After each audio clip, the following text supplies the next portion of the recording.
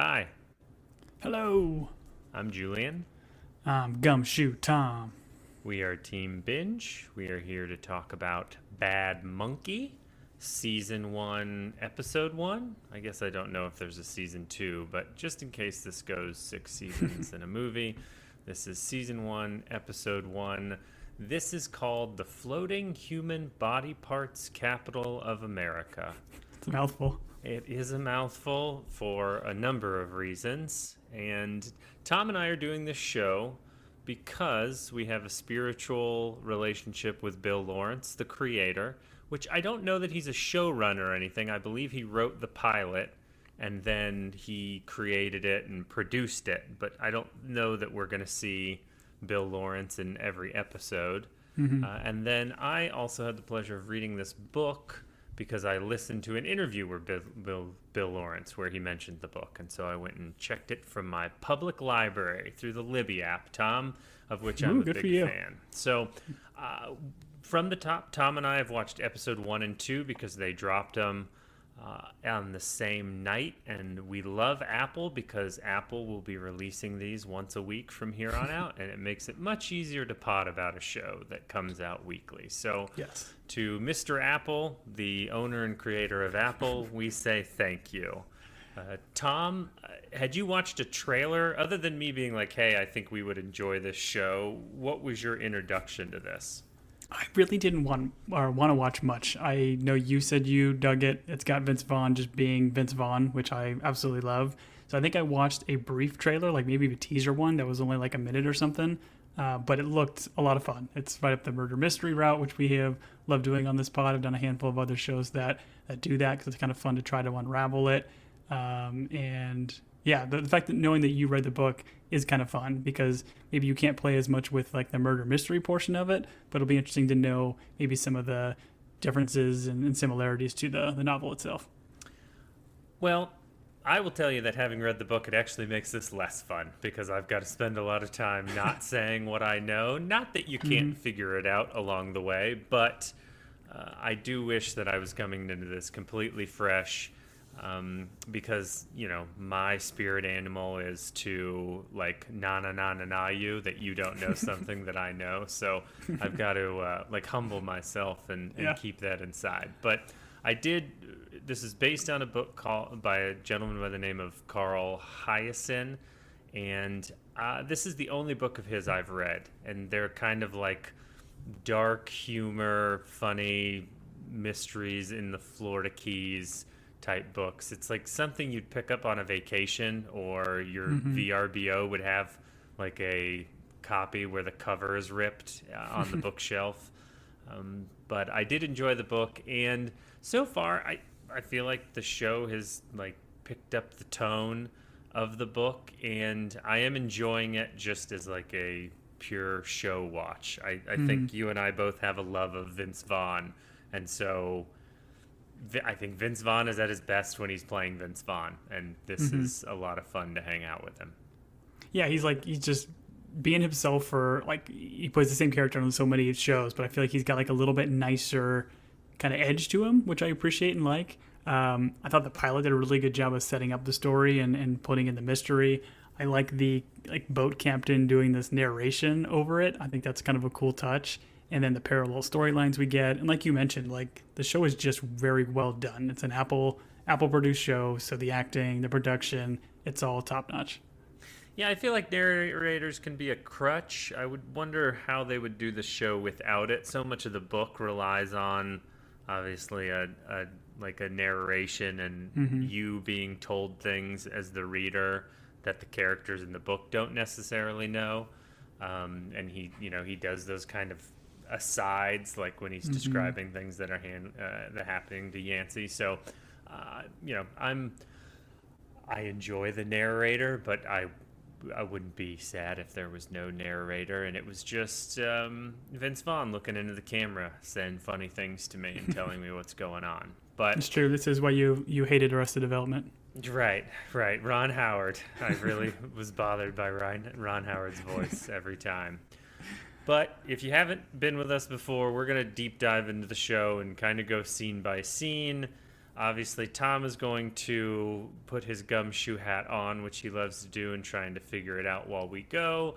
And I will be here just to say I really thought that was funny over and over again. I'll probably say, like, literally, and we are definitely going to use the term juxtaposition at some point. So get your bingo cards out and bear with us as we go through this. I watched this with my spouse. She has not read the book. I apparently did not tell her that I had read this book or much about it.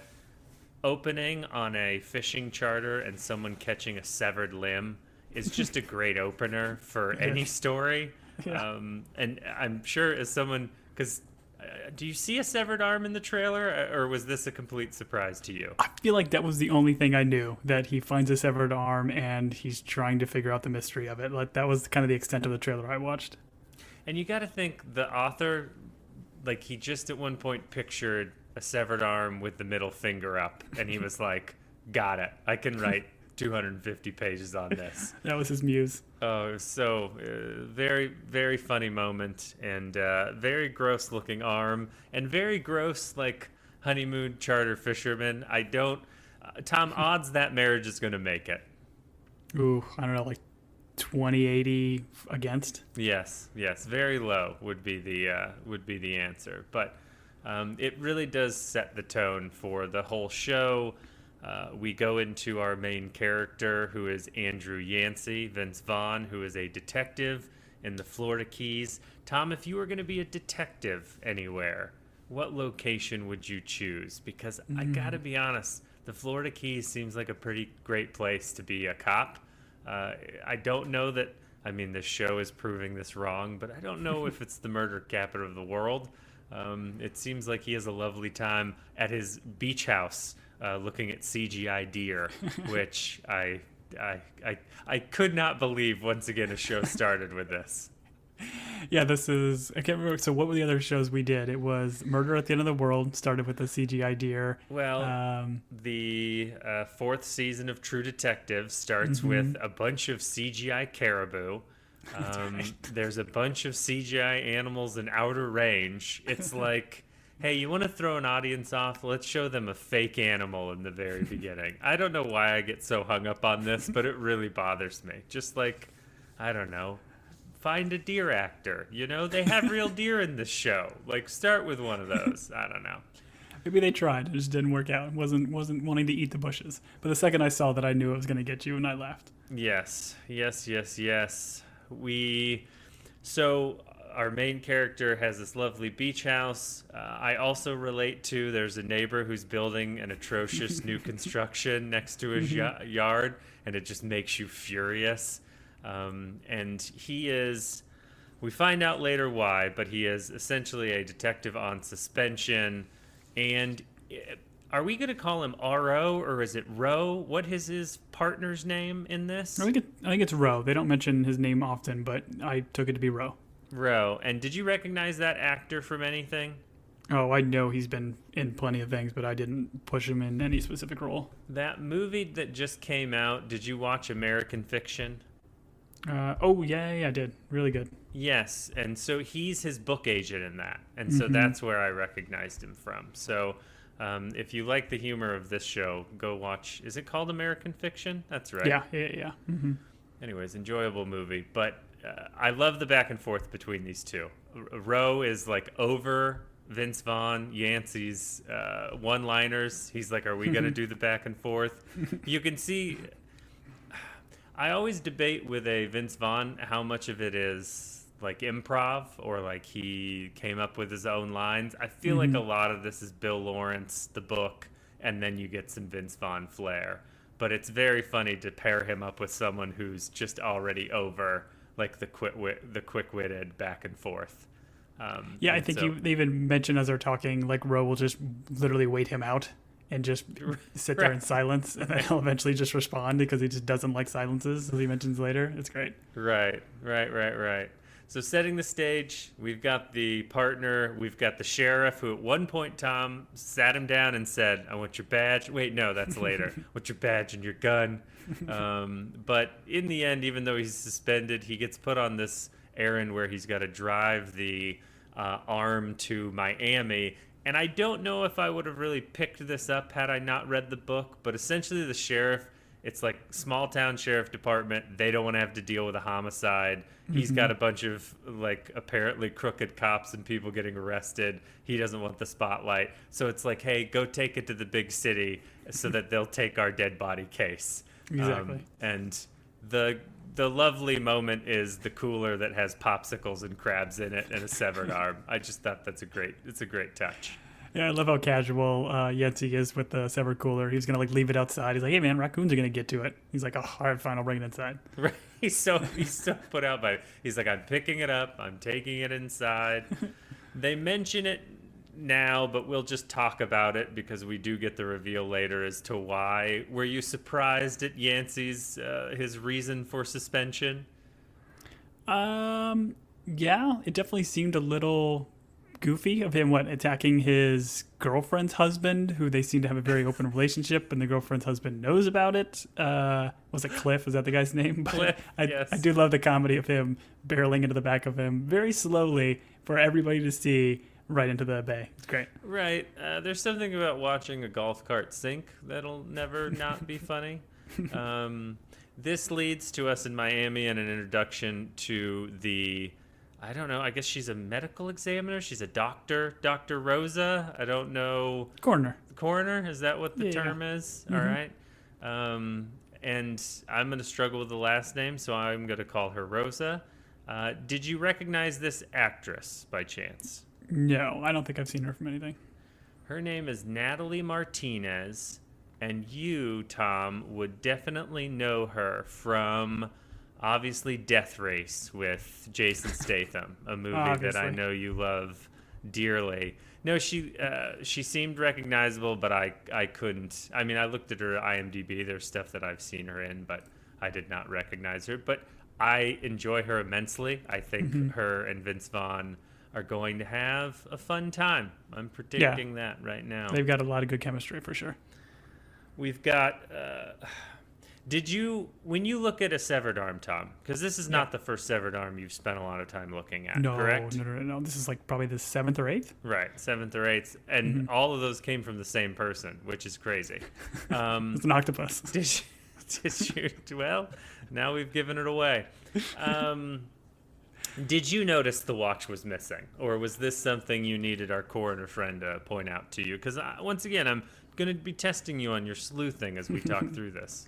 I feel like they revealed it almost too quickly where they didn't give you enough time to have sleuthed this. I'm sure if they did show the arm a little bit more and you can kind of see the tan line and everything else, we might have deduced it. But no, I did not notice that. Okay. Well, strike one against you. 3 strikes and you get a 4th strike, as they say. But there's a tooth in the arm, which we're going to, I guess, talk about later, what kind of animal that tooth belongs to. And then we do have a wedding ring still left on the hand, which is a lovely gesture. I hope that if anyone ever finds my severed arm, that my wedding ring is still attached to it. I do want to ask you about the quote-unquote random rigor mortis in the middle finger. Like, is there more to this, or is it just kind of comical throughout? Like, we just see this hand with the middle finger. I don't know, if I'm being honest. I mean, it's got to be staged, right? No one... I don't know. I guess when a boat sinks, maybe if your boat is sinking, you give one last middle finger to the sky as you're going under. I don't know. It's like the opposite of the Terminator. Instead of doing the thumbs up, you do the middle finger as you go down into the lava. Right. Well, I think there is that old historic story, and it might be apocryphal, of, when the band was going down on the Titanic, they played, but then right before they went under, they all gave a middle finger to the people in the life rafts, and that's why. That's what they should have. Yeah, so much class those violinists and cellists did, which begs the question: how did they play if they were holding an arm up with a middle finger? But So during the car ride where he's got to take the arm back down, which is a trip he wasn't planning on. The whole conversation about the smell and the cooler and the cooler not keeping its promises. Honestly, during the pilot episode, I laughed quite a bit. Like, let Vince Vaughn cook. he's having a good time. And I thought this was great.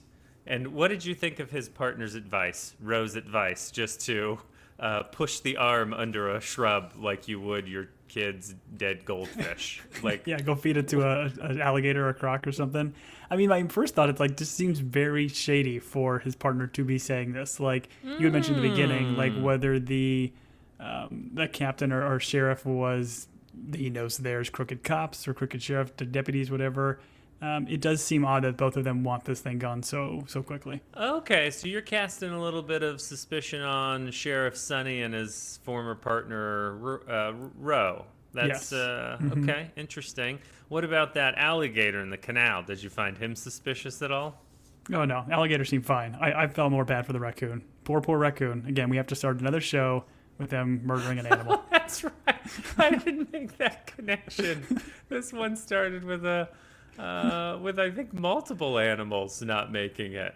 But yeah, it's if only they had put up red lights near wherever that raccoon got run over. I mean, that raccoon was a little bit careless just walking across the street. I'll just say it. Yeah, they're supposed to be pretty smart creatures. This one evolution got him essentially. But winning that Darwin Award. I get the Darwin Award. I did not track what this raccoon was going to be used for, and when it's revealed later, I found it great.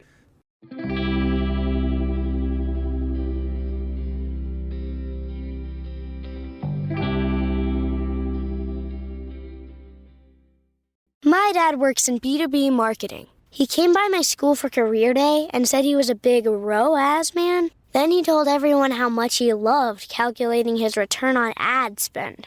My friends still laugh at me to this day.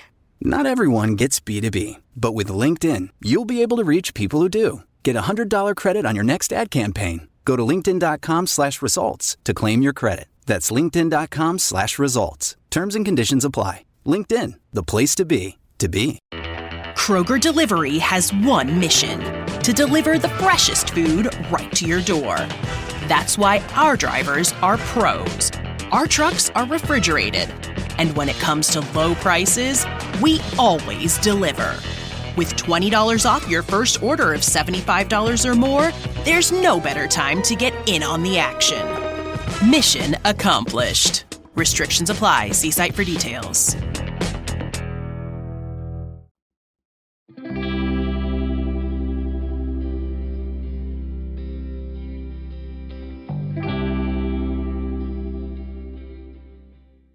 Yancey's house, which we happen to spend a lot of time at because he loves sitting in his Adirondack chairs looking at the water. We meet Bonnie, who is his girlfriend or ex-girlfriend who is married to Cliff, who is the reason he is being suspended. And I did not recognize this actress. Tom, this was someone that we've never seen before in anything, correct?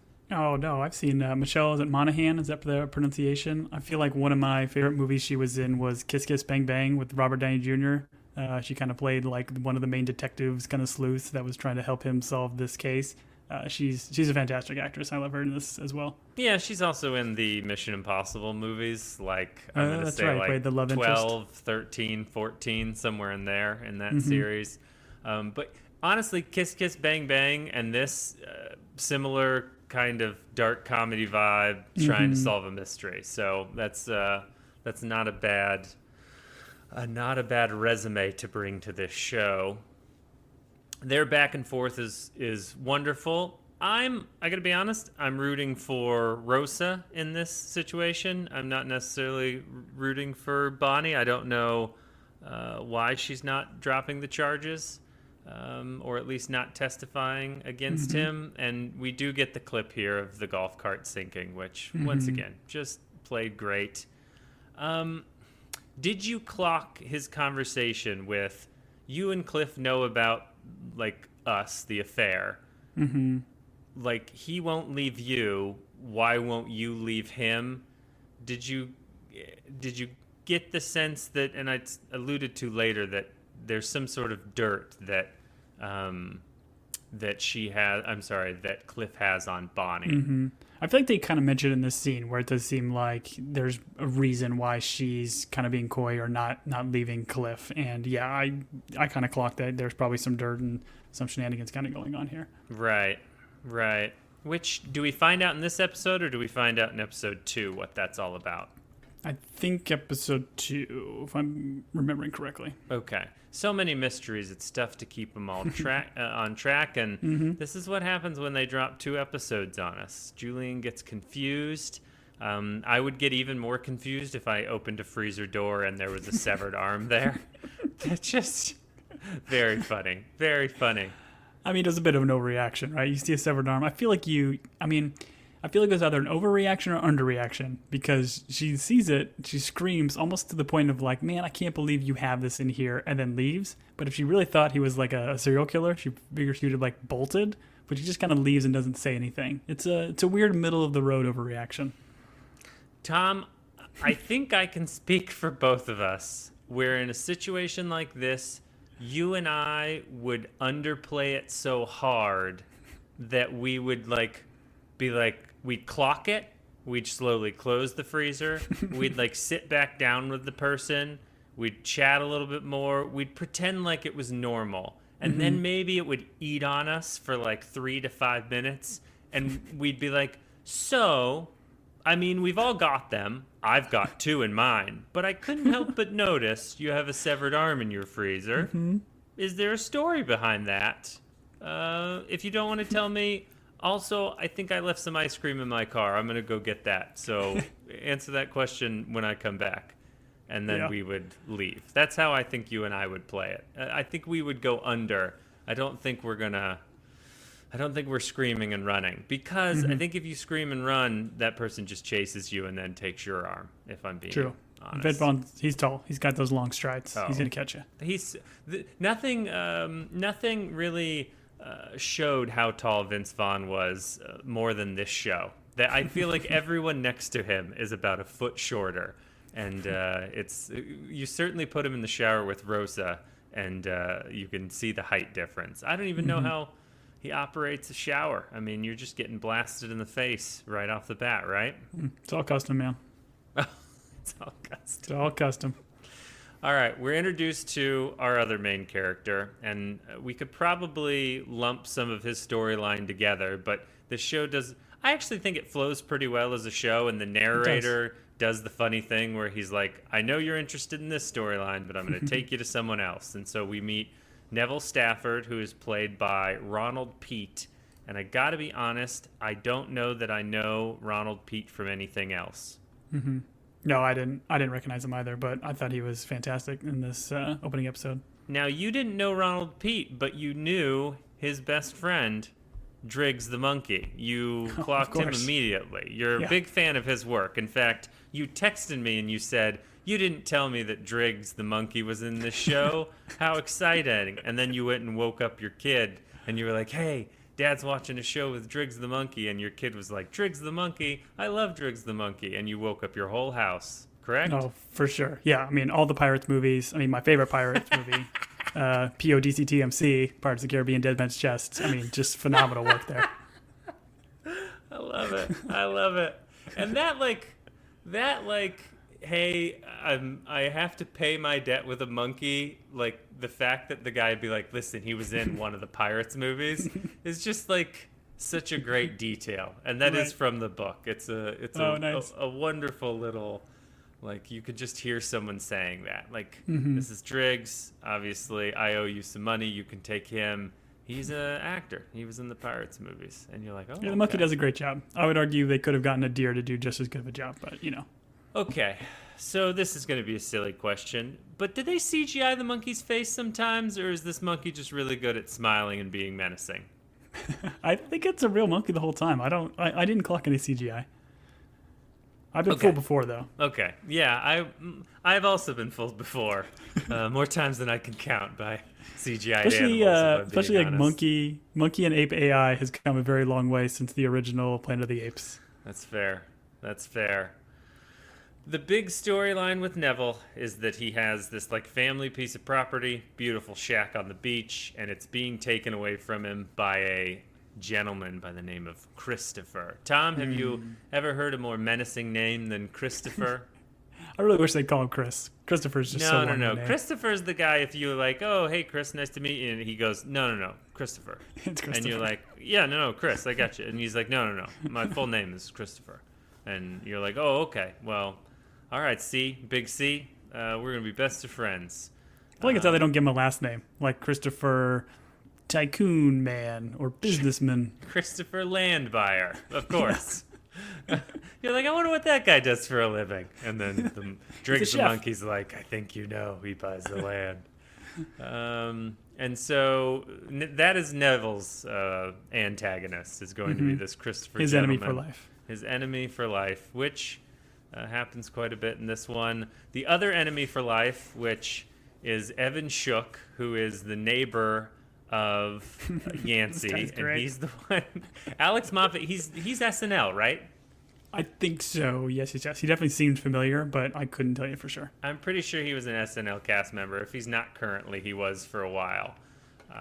And he is the one selling the big yellow house.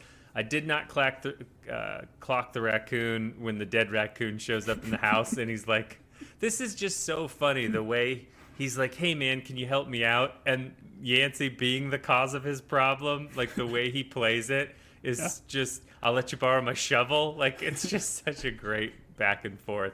And I am excited to see where this goes. Yeah, for sure. I'm really hoping that we just get like a prank throughout every single episode. It's so good.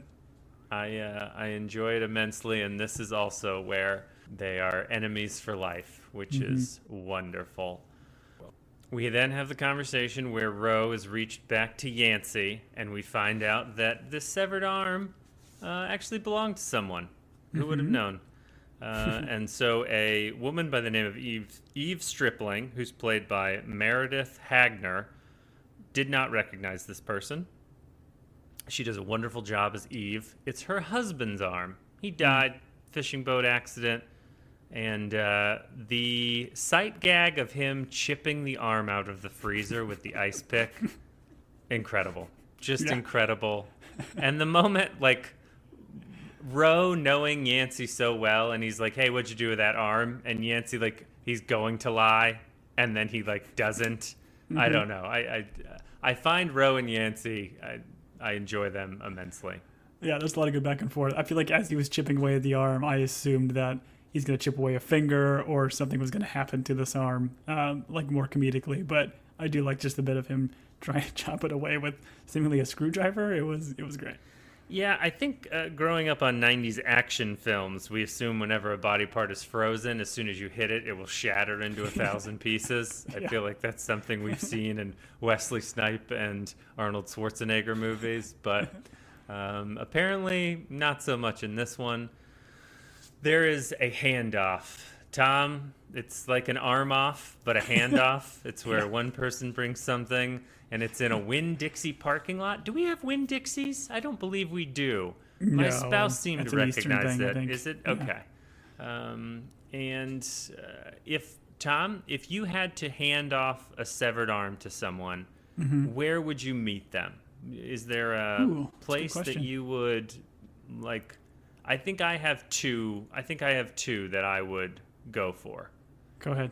One would be a hospital parking lot, obviously. I wouldn't do it in the parking lot. I'd do it in that loop where the ambulances drive up to the ER. I would just kind of park in that lane and then like show them the goods from the cooler before handing it off. Okay. And then the other is I would find where that body part, like human science museum thing was. Bodies exhibit? Yeah. Where they were traveling the world, I would go to wherever they were and I'd do the handoff there. Because I think you're just going to get less looks, you know? Yeah, I mean, that's fair. I was thinking like a bowling alley, someplace where you really need an arm. That was just me. Oh, you don't always need an arm. I guess you don't always need a hand. When you pull it out of the cooler, it's attached to the bowling ball, and then the bowling ball, you'd have to like have it so the bowling ball comically falls off the arm as soon as you, and then you'd be like, oh, the bowling ball's mine, but the arm, you can have the arm, but the bowling ball. Listen, Woody Harrelson did it in Kingpin. He was able to bowl without a hand, so. That's so good. That's so good.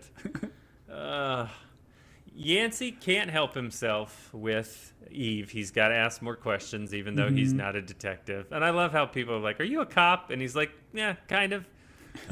But we get the details, and I think the details matter in a murder mystery, Tom. They never found the boat. They just found some cushions and some gas cans. Her husband's name is Nick Stripling, or Nicholas, or Nicky. He's got many, many names, this Nicholas. Nickathy. And what's that? Nickathy. Nickathy. I'm just gonna call him Nick. That's right. Yeah. His good Christian name, Nickathy. And he does want you to call him Nickathy. He doesn't like the ones that are shorter. I feel like Eve, the actress, does a great job here. She's like, I was in Paris. It was a gift from him. So were these. I was like, what a weird gift to be like, wife, go to Paris without me. I don't know. I feel like the gift is you get to go to Paris with me. You know, that's my gift to the world. I feel like all of this, like she's just, and I know we get it later when we meet Caitlin, the I guess not daughter-in-law. Is it a daughter-in-law? It's his it's Nick's daughter, but Eve would be her stepmom essentially. Yeah. So I know she starts like to put the suspicion on her, and I feel like even in this scene, the way she looks at the arm, the way she's kind of telling the story and getting questioned from Yancey here. I mean, she just seems guilty as sin. Oh, really? Interesting. I do. Yeah. Interesting. I like when she's like, "You're not writing anything down." Yeah, you'd make a great waiter. That's a good line. And then the fact that he becomes a restaurant inspector later is a good little twist. Foreshadowing. I did after that comment spend some time. I was never a waiter in the service industry, being like, it is often that they don't write anything down. They just go, and I'm like, would I be able to do that? Would I be able to keep? Oh, I could do it, not well. Okay, interesting. a lot of comped meals at Tom's tables. It sounds like. Anyways, so we don't need to go into her story anymore. You're already suspicious of her. I think she's perfectly innocent, and this is the last time we'll see this character in the whole show. I do appreciate her mentioning the name of the boat of Summer's Eve, and it wasn't a joke that hit hard on me, but my wife caught it, and apparently Summer's Eve is the brand of feminine hygiene products, so she didn't understand that, but I thought that was great. Oh, that's terrible, but great. It's a good boat name, I guess. Do we want to go back to Tom's feminine hygiene project corner? No, We did it in Last of Us. Oh, that's right. No. I don't like. Let's stay out of that corner. I'll stay out of the. Yeah. Anyways. All right. We go back to, I guess, Yancey. This is funny, and I didn't catch it until Rosa pointed out. But Yancey goes back to talk to Rosa, and he's like explaining this meeting and everything that's happening. And Rosa's like, "Why are you here to talk to me?" And I was like, "Oh yeah, why is he here?" It was tough for me to remember where, like, the sheriff was, where he is, where he's supposed to be. But I just enjoy Yancey and Rosa having some time together, and he is pointing out all the things that he is suspicious about Eve trying to cry. And then we discover that Nick, 24 years old, so on the young side, I would say, for someone doing what's that? It's not at 24, right? Wasn't it at 24 years of age he had like insurance scam? He's not actually 24. Oh, I thought he was 24. I was like, oh, that's young to have such. Okay, so he was doing the insurance scams at 24. Rosa's talking about his rap sheet essentially. Got it. And she starts asking Yancey questions, and I thought this was just a great back and forth. I like how Yancey kept going saying like, oh, that's a story for another time, or that's a story for another time on another time of that story, or whatever the line was. After I tell that story from another time, I'll tell you that story. Yeah. And then he asks her out, and we find out that she's dating a sniper from SWAT. Is he a big guy? Big guy. It's such a great. And he's like, it doesn't matter, I guess, if you're shooting someone. And then he says something like, really, you just have to deal with the darkness. That whole bit was just incredible. Yeah. And there's a quick shot here where if they wanted to throw any more suspicion on her, Eve is in mourning, walking her little poodle, having a lovely time on a beach in the Bahamas.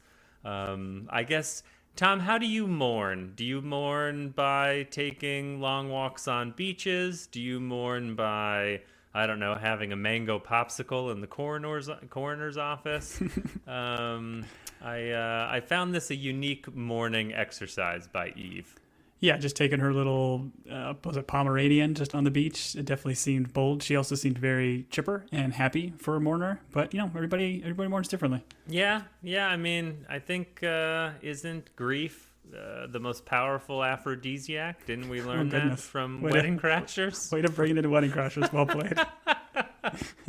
Oh, we did it. All right, quick shot of someone, Neville, our good friend, peeing in some construction equipment. And I really wondered if this would work.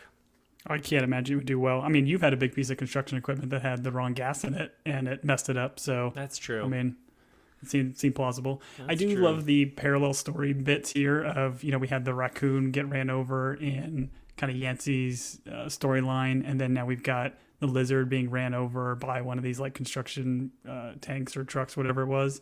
I thought that was kind of cool, and I like the way they're doing the parallels with our characters. Tom, have I ever told you the story? And I don't want to get into too much details. I used to drive around in a vehicle for work, and we used to have to make sure we didn't drive over these endangered desert tortoises. And they used to give you a class on what to do if you came across them. And it was a big deal. So I am very attuned to... anything furry and cute, I will speed right up. But if it's a reptile of any kind, okay, I will slow down, Super slow. It's a tortoise, right? So yeah, the turtles are our future,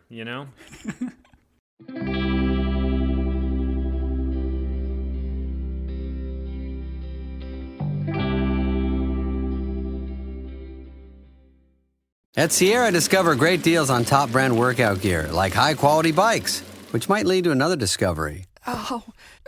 Getting back on the saddle isn't always comfortable. Good news is Sierra has massage guns. And chafe wipes, too. Discover top brands at unexpectedly low prices. Sierra, let's get moving.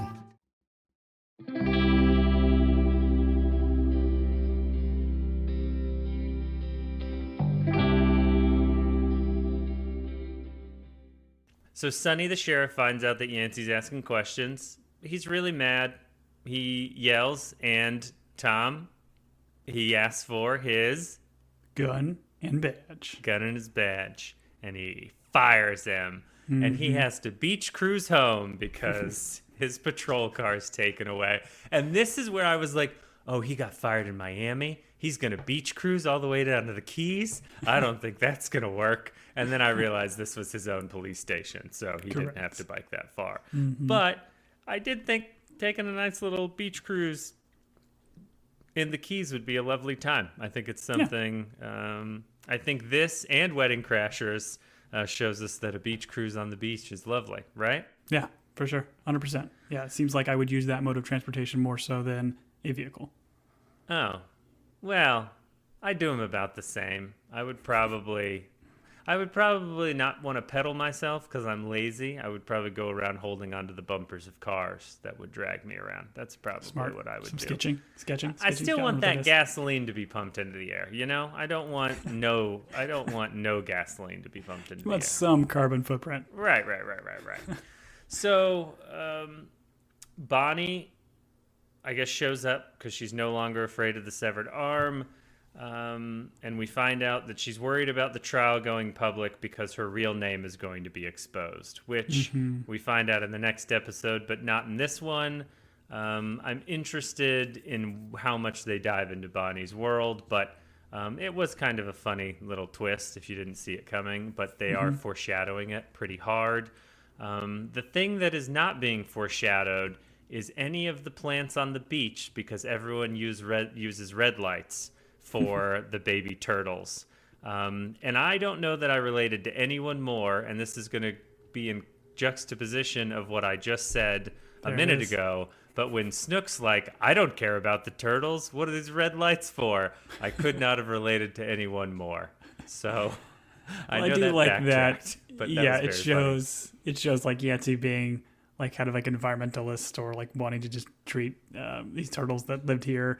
And again, it kind of parallels the concept of Neville's story, right? Like being pushed out of his own like land, like they're in the Keys, they're doing what they can to try to help these baby turtles survive and thrive, and not destroying them like they are in Bahamas.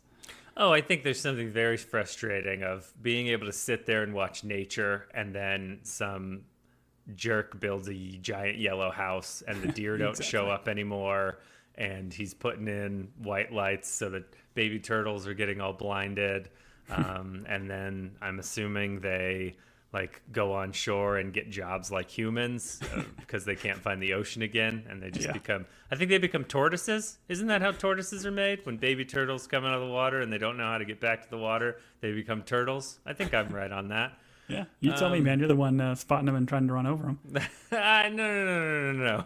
I wanted to be clear on record. I did not try to run over them. Okay. They just did Allegedly. not get out of the way fast enough. All right. So we have the funeral. And this, I believe, is where we're first exposed to Caitlin. And Caitlin, I don't know if you clocked this, is played by Charlotte Lawrence, who is, in real life, Bill Lawrence's daughter. I believe Some good old-fashioned nepotism. Yeah. But she is, I believe, like a pop singer in her own right. So that's She something. seems great. I've got no problem with it. I actually, what did we... Oh, the last season, they redid a season of Justified, or they came back for like a deep season of Justified. And one of the actors' daughters played a role in the show. And I would argue she wasn't like properly cast for that role. But I think, and we'll see as the show goes on, but I think Caitlin is an interesting character, and I think she's playing her well. So I didn't have an issue with this, but I'm such a big Bill Lawrence fan, you know, I don't know. And we should mention her mom is Krista Miller, who was in like the Drew Carey show and Scrubs. Oh, that's right. Okay. And is married to Bill Lawrence. So, okay. We're at the funeral. There's two gentlemen in dark suits and sunglasses. Yancey rolls up. Federal agents. Just screaming federal agents or something. Did they even talk to him? Or they just walk off? They think they might make a comment or something, but his comment about like, oh, what, no banter? It was good. Anytime you get a chance, you should banter with Vince Vaughn. Those are one of the house words in our house. In this house, we banter. It's right banter above. With Vaughn. We banter with Vaughn. And not Vaughn from Community, that hacky sack guy with the small nipples, but Vince Vaughn, the leader of men. Okay, so Caitlin talks with Yancey. She explains some things about how like Eve took Nikki's ring. We also meet this Simon fella who's in a funny hat and is, I guess, Caitlin's husband. And I don't know what role he's going to play, but I just wanted to clock him. We're back with Neville. Neville and his buds are trying to figure out how he keeps his home. And I believe this is our introduction to the Dragon Queen, who I thought was a really good choice here. She's played by Jodie Turner-Smith, who I don't know that I recognized her from other things. But I wanted to point out, in the book, the Dragon Queen is like a old, craggly woman who's like a man-eater, and she's like super creepy and gross. And so I thought it was interesting that instead of going that direction for this, they brought in someone who I find equally terrifying, but just younger, I guess. I don't know. Yeah. Is she, because like she has like is it her mom, like Yaya, that's with her? Is that kind of like who kind of played the Dragon Queen in the other one, or did she kind of have her mom and somebody else, like an assistant with her? So if I remember from the book, she's a lone ranger other than the gentleman callers. And so I thought for a second they were going to do a little bit of a twist thing where her mom or whoever that is with her was the real Dragon Queen, but it doesn't seem that they're playing it that way. The Jodie Turner-Smith is the voodoo master. Yeah, so good. And I think, I don't know if I pronounced this right, but it's like Obeah. Is that kind of like the voodoo of the Bahamas? And they kind of use that as like the curse, and she's going to put a curse on somebody. But yeah, I think this actress is just so phenomenal and menacing and just is manipulating Neville here. It's so good to watch. Yes. Watch out. Watch out, boy. She'll chew you up. I mean, she is a man-eater, right? So She is a man Hall eater. & Oates taught us nothing. When I go high, you go higher, or whatever he says. That was After Party, right? Season 1, where Yes. they're in the Hall & Oates. Yes, 100%. Yep. So good. Channing Tatum and the Franco. I think that's what they're calling him these days. Channing Tatum wasn't in that one. Was he in that one? Oh. Well, when they do the clip of them being in the biodoc about that's right. Okay. playing Hall & Oates, it's Franco and Tatum. Anyways, there's a deep dive. Tom and I did a murder mystery show called The After Party, which was also on Apple. I would encourage you, if you're enjoying this show and you haven't given that one a go watch it. It's fun. Watch season 1, certainly. Definitely. Okay. Did you realize what was happening when this beekeeper, when it opened up? It was so good. I just knew this was going to be another prank setup of him setting bees, like not just putting bees or getting their honey, but purposely setting bees inside of the home. Oh, it was so good. I love it. They are putting bees in Shook's home, and Miguel as a character I thought was very funny. Like it's almost like there are minor characters in this, like some of Neville's friends, Miguel the beekeeper, just some people that have like a scene or two, and they're very funny, and it's typically elevated by like Vince Vaughn being with them. But Miguel keep being like, hey, $20, you do this. And he's like, I'm not negotiating with you, Miguel. I'm not paying any more. I'm not negotiating with you. And he's like, I found that whole back and forth very I'll take funny. you in town. I'll take you to town for lunch. Like, Yeah. you gonna get drinks? No, no more negotiating. And when he's like, okay, but when he calls to get these bees out of here, you make sure he calls me. Exactly. Oh, so Quid pro good. quo. So good. He's given some weed. The weed is called Trainwreck. Tom, as a connoisseur yourself, big fan of Trainwreck, right? And this, I think Trainwreck is the reason why the bike falls in the water on the dock, which was so funny. I don't think I clocked that idea of like, yeah, maybe he got a little bit high in the car ride there, so that's why he very poorly uses his bike kickstand, and then it comedically falls in the water. That was great. I like the idea of him. I just assumed he was going to like say the bike is gone, but then he ends that scene by taking off his socks and getting ready to jump in. That was good. Oh man, I was recently at a lake and I was helping my kids fish, and I had my sunglasses on my head, and I looked down to do something. They slipped off, hit the water. I was down on the dock like so quickly. I haven't moved that fast in years, just so I wouldn't have to, because it was probably like, it's clear water, probably 6 feet deep, but just a ton of like lake seaweed, whatever, like reeds. And I was like, I'm not going in after them. So I've got one shot to grab them now before they sink.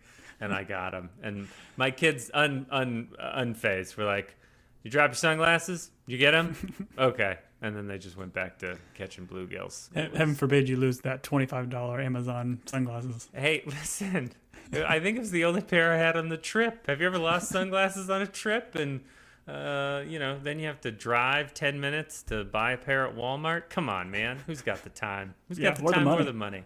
You know? There it is.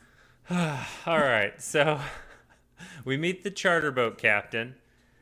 And this is Yancey essentially following like the severed arm, the trail of the severed arm, right? And he's asking about the shark's teeth. And the boat captain, I believe, is also the narrator. Yeah, narrator, and then he's kind of confirming the idea of like it being the wrong type of shark that would have been in, like it's more of like a shallow shark, not a deep water. So I kind of like that little back and forth and extra clues for us. Okay. So the shark tooth found in the arm doesn't match up with where the boat would have sank, is essentially what we pick up from that. Okay. And then we run into Finney, who was the mate on the charter. He was the one that helped the honeymooner pull the arm out of the water. He has quit and no longer works for that boat captain. He's got all this money and a girlfriend. And I loved how Yancey approached this. He's like initially nice, and then you see the detective come out where he's like, how does an idiot like you have enough money to buy crabs and all this stuff? And I don't think he's going to be with us very long, but I enjoyed the actor that's playing Finney. I thought he was a good, I don't know, disposable character, I guess. Yeah, just a cocky young guy comes into money and is just kind of being a jerk for it. I like how they make him the kitty magnet to be friendly. I thought that was great. Sure. Which is a necklace I believe you have. Am I? But you obviously you have the kitty version. I do, but I'm just a big fan of Kill Bill. That's where I first knew. I guess that's more the wagon. That's not the magnet. Wow, there's a That's a kitty wagon. I haven't thought about. Recently rewatched Pulp Fiction.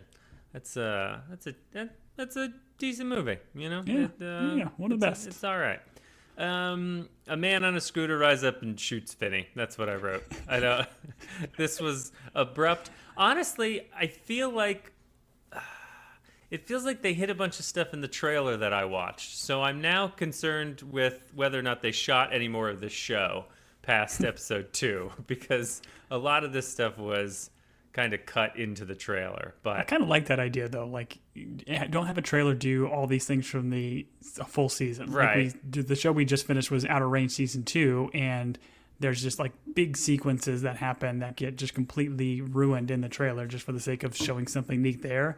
Having the trailer be just more set up for the show and not kind of the latter acts, I think is more fun. That's fair. But I couldn't be happier to see this man on the scooter, though. Like I felt like they would be more mysterious with this, but I mean, you can't unsee the best mustache in the business. That is Rob Delaney's mustache. Yep, Rob Delaney. And my love for Rob Delaney comes from the Amazon show Catastrophe, which I would always highly recommend. It's a good time. What's your Rob Delaney? I know you also watch Catastrophe.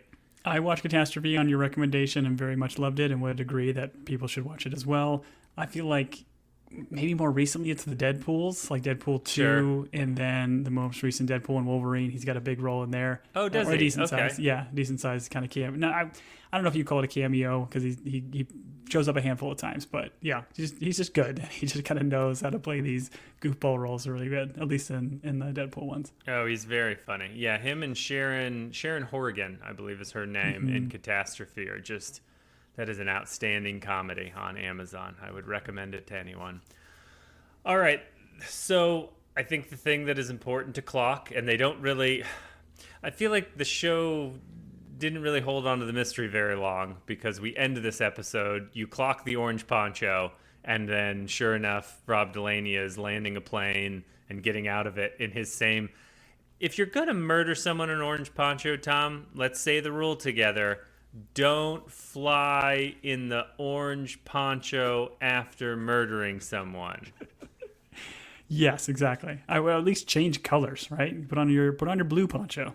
Tom, we said that like so in sync that I didn't even hear you say it. It like I only heard us like making beautiful music together. So listen, pretty when you do incredible. 142 podcasts with the guy, you're just so in sync. You finished each other's sandwiches, sentences. Oh, we'll get there. All right. We have some intercut scenes that I want to touch before we end this one, with Neville doing all the things you need to do in order to get the Dragon Queen to curse someone. So steal some clothes, give her some booze, and I'm interested to know where the magic goes wrong, I guess. Yeah, like I love the mysticism and voodoo that they're kind of introduced into the show. And she even makes the comment like, "Hey, this may end in this Christopher guy's death," and he's like, "You know what? Hey, that's God's will. Like he's okay with it." Yeah. Which is good. Oh, it was a good time. It was a good time. It was 59 minutes. It was a great pilot. I feel like it moved well. I laughed quite a bit. Once again, I've read the book, so I know the mystery, but I still I'm excited. I think will be an entertaining show, and it certainly was through 1, and having watched 2, I'm excited. Hopefully you've enjoyed it so far. Oh yeah, for sure. Like this is a show that I think could have gone one of two ways in terms of how they deliver it. Like they could have made it more of like a dark drama and kind of put out the comedy, but I'm glad they kind of kept it, especially when you have somebody like Vince Vaughn. Because Vince Vaughn did True Detective season 2, where he was kind of playing a more straight-laced guy and a little bit more brutal. I kind of like that they let him be him with like a little bit more heart to it. And I think it's done incredibly well. And again, like I said in the beginning, I love the pilot. I love the interweaving of the two stories, and how there's so many parallels between them, and not just like big ones, but like the small little things about like, you know, the different animals, or like just the, I don't know, symbology, I guess, from each side. It's very well written and very well done. So was very excited to jump right into episode 2, which we'll get to here next. Yep, we'll get to it. If you'd like to reach out to us, you can reach out to us at teambingepodcast@gmail.com. If you enjoy us, which I know we're a acquired taste, you can rate and review us at Apple Podcasts and Spotify. For this show, I will be monitoring the emails because I know you sneaky sneaks out there are going to try and tell us how this all ends because you read the book. Please don't do that, but I will play gatekeeper for Tom. But if you haven't seen the other side of the mystery, and you want to conjecture or have some theorize with us, send us some emails. We like to engage. It's always fun to hear from people, especially if this is your first exposure to the show and this particular mystery. Tom, what did I miss? Yeah, so you can follow us on the socials at Team Binge or at Team Binge Podcast on Twitter and Instagram, respectively. Like Julian said, if you want to kind of play along there, I think it's a lot of fun. So because these are books, don't be that guy. You don't need to get free internet points just by spoiling for everybody else. But yeah, man, very excited. I feel like during the first episode, I feel like they lay a lot of the groundwork. And I feel like as we get into episode 2, they lay enough where I think we can start conjecturing and thinking about who might have done this. So I've got some theories. I'm going to probably hold off on it even as we talk through episode 2, and maybe do it like a little spoiler section for those that maybe don't want to have some of these ideas kind of spoiled early on. But yeah, I'm excited to keep diving into the mystery. Yeah, we're returning to Tom's Sleuth Corner for those of us that have joined us, but we're going to do it at the end of episode 2. So we're going to go there now for Team Binge. I've been Julian. And I have been Gumshoe Tom. Till next week, everybody.